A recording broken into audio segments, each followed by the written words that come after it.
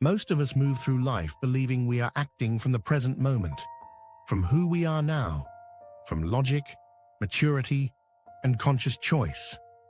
But beneath the surface of every decision, every reaction, every relationship, there is something older, quietly watching, listening, remembering. This is your inner child, not a metaphor, not a poetic idea, but a psychological reality that continues to shape your nervous system long after childhood ends. The truth is, the child you once were never disappeared. They adapted. They learned how to survive, and in doing so, they wrote invisible rules that still govern your adult life. The inner child is formed before language fully develops. Before you could explain what you felt, your body learned it: safety or danger, love or withdrawal, attention or neglect. These early experiences didn't become memories in the way adults remember events. They became patterns, emotional reflexes, expectations about how the world works and what you must do to belong in it. If love felt conditional, you may still work endlessly to earn it. If your emotions were ignored, you may now struggle to name what you feel. If you learned that being quiet kept you safe, you may still silence yourself without realizing why. This is not weakness. This is intelligence. The inner child is not fragile. It is adaptive. Everything it learned was meant to protect you at a time when you had very little power. The tragedy is not that these strategies formed. The tragedy is that we keep using them long after they stop serving us. As adults, we often believe our reactions are rational. But notice how quickly you can feel small, how a minor rejection can feel unbearable, how certain tones of voice can trigger disproportionate fear or anger. These moments are not about the present. They are echoes, the nervous system recognizing something familiar and responding before the mind catches up. Many people try to heal by changing their thoughts, by thinking positively, by forcing confidence. But the inner child does not respond to logic. It responds to safety, to consistency, to presence. It listens not to what you say, but to how you treat yourself when you fail, when you are overwhelmed, when you feel unlovable. If your inner dialogue is harsh, dismissive, or impatient, it often mirrors the emotional environment you grew up in.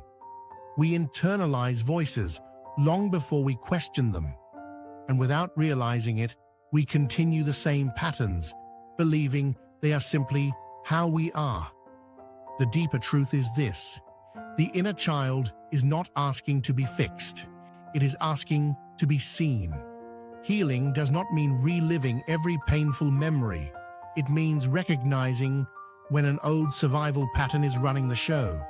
It means learning to pause instead of react, to offer reassurance instead of criticism, to become the stable presence that was once missing. This process is slow, uncomfortable, often quiet. There are no dramatic breakthroughs, only small moments of awareness. The moment you choose rest instead of overworking. The moment you name a feeling instead of suppressing it. The moment you allow yourself to want something without shame. Over time, these moments accumulate. The nervous system begins to learn something new. That safety is possible now. That you are no longer powerless. That you can protect yourself without abandoning yourself. The inner child never wanted control. It wanted connection. And when that connection begins to form within you, something subtle shifts. Reactions soften. Relationships change. Not because the past disappeared, but because it is no longer in charge. The truth about your inner child is not that it is broken. It is that it has been waiting for you to slow down enough to listen. And listening does not mean indulging every impulse or emotion. It means staying present when discomfort arises instead of escaping it. The inner child does not need perfection. It needs reliability, a sense that someone is finally staying. This is why growth can feel threatening.